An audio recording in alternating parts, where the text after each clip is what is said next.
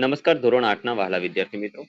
આજે આપણે આ વિડિયો લેક્ચરની અંદર તમારું જે કાલથી એટલે કે 17/8/2026 ના રોજથી ત્રિમાસિક કસોટી ચાલુ થવા જઈ રહી છે તેમાં એસએસ એટલે કે સામાજિક વિજ્ઞાન વિષયનું જે પ્રશ્ન બેંક છે એમનું આજે કુલ 40 ગુણનું પેપર જે છે તેનું સોલ્યુશન આ વિડિયો લેક્ચરની અંદર જોવાના છે.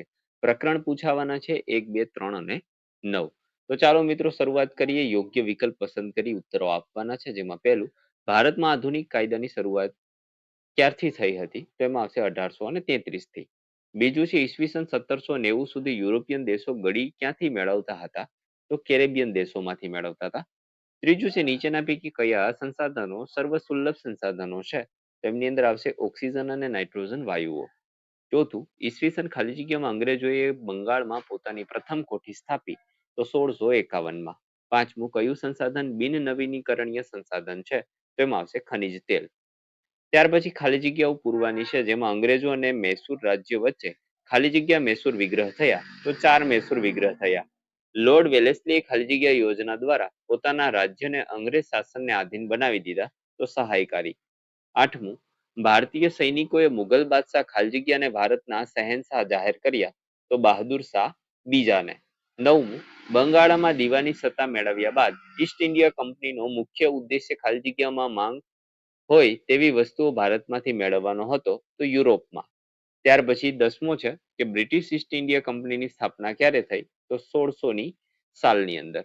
ત્યાર પછી સેક્શન બી એટલે કે વિભાગ બી માં ખરા ખોટાઓ છે. તો જોઈએ આપણે સંસાધનોનો આયોજનપૂર્વક અને કરકસર ભર્યો ઉપયોગ કરવો જોઈએ. તો આમાં આવશે ખરું.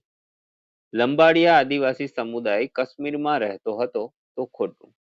ત્યાર પછી મહાલવારી પદ્ધતિમાં જમીન મહેસૂલ વસૂલ કરવાની જવાબદારી ગામના સરપંચને સોંપવામાં આવી હતી તો ખોટું. ત્યાર પછી એક એક વાક્યમાં ઉત્તર આપવાના છે. તો ખાલસા નીતિ હેઠળ ભારતના કયા રાજ્યો ખાલસા થયા? તો ખાલસા નીતિ હેઠળ ભારતમાં સતારા, ચંબલપુર, ઝાંસી, નાગપુર અને અવધ જેવા રાજ્યો ખાલસા થયા. ઈસવીસન 1857 સંગ્રામના સેનાનીએ કોને ભારતના શહેનશાહ જાહેર કર્યા? તો 1857 સંગ્રામના સેનાનીએ મુગલ બાદશાહ બહાદુર શાહ બીજા અથવા તો બહાદુર શાહ જફરને ભારતના શહેનશાહ જાહેર કર્યા હતા. 16મું યુરોપની પ્રજાને ભારતીય મરી મસાલાની ખૂબ આવશ્યકતા સાથી હતી તો યુરોપની પ્રજા મહદઅંશે માંસાહારી હતી. માંસને સાચવવા અને રાંધવા ભારતીય મરી મસાલાની ખૂબ આવશ્યકતા રહેતી હતી. ત્યાર પછી જોડકા જોડવાના છે. 1453 તો એમની અંદર આવશે તુર્કોએ કોન્સ્ટેન્ટિનોપલ જીતી લીધું. 1498 તો ભારતમાં આવવાનો જળમાર્ગ શોધાયો. 1530 પોર્ટુગીઝોએ ગોવાને રાજધાની બનાવી અને 1600 તો ઈસ્ટ ઇન્ડિયા કંપનીની સ્થાપના થઈ. ત્યાર પછી નીચેના પ્રશ્નોના 2 વાક્યમાં ઉત્તર આપો, જેમાં 21મો પ્રશ્ન છે ભારતમાં કઈ રીતે બ્રિટિશ સત્તા સર્વોપરી બની? તો રોબર્ટ ક્લાઇવે કૃનયપૂર્વક ભારતમાં બ્રિટિશ સત્તાનો પાયો નાખ્યો. હેસ્ટે બ્રિટિશ સત્તાનો પાયો મજબૂત બનાવી શાસન વ્યવસ્થાને સુદૃઢ બનાવવા વિવિધ પગલાઓ લીધા. કોર્નવેલિસે દૂરોગામી અસર ઉપજાવનાર નોંધપાત્ર સુધારાઓ કર્યા. વેલેસ્લીએ સહાયકારી યોજના અમલમાં મૂકી કંપનીના વિસ્તારમાં 7 ગણો વધારો કર્યો. હેસ્ટિંગ બ્રિટિશ સર્વોપરી બનાવવાનું વેલેસ્લીનું કાર્ય પૂર્ણ કર્યું.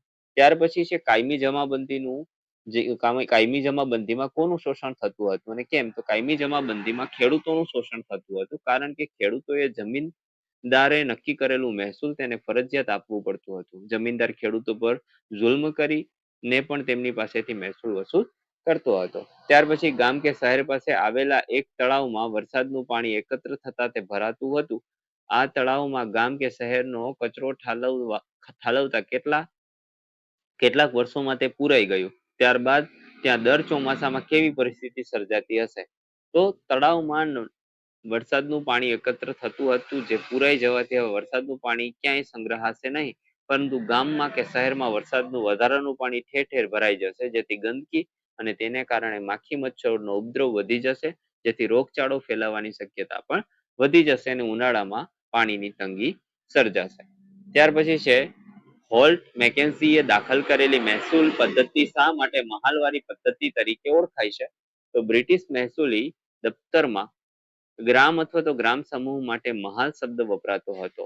હોલ્ટ મેકેન્ઝીએ દાખલ કરેલી પદ્ધતિમાં મહેસૂલનું એકમ ખેડૂતોનું ખેતર ન હતું, પરંતુ ગામનું સર્વેક્ષણ કરી ખેતર તથા ખેતરના ઉત્પાદનની આવક વગેરેને ધ્યાનમાં લઈ અને જમીન મહેસૂલ નક્કી કરવામાં આવતું. આમ મહેસૂલ નક્કી કરવા સમગ્ર ગામની જમીન ધ્યાનમાં લેવાતી હોવાથી આ પદ્ધતિ મહાલવારી પદ્ધતિ કહેવામાં આવે છે. ત્યાર પછી મિત્રો ટૂંક જવાબી ઉત્તરો આપવાના છે. તો હવે અહીંથી આપણે ધીમે ધીમે સ્ક્રોલ કરતા જઈશું, જે તમારે જોતું જવાનું છે.